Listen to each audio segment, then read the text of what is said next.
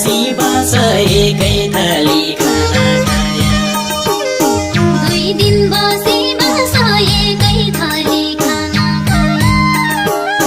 कैको हुन्छ आशा फेसबुकमा लागेको माया कैको हुन्छ आशा फेसबुकमा लागेको माया कैको हुन्छ आशा फेसबुकमा लागेको माया मनमुटु जलाई जङ्गर्या पुरा मनमुटु जलाई जङ्गर्या पुराना कुरा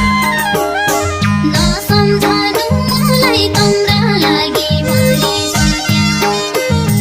नसम्झनु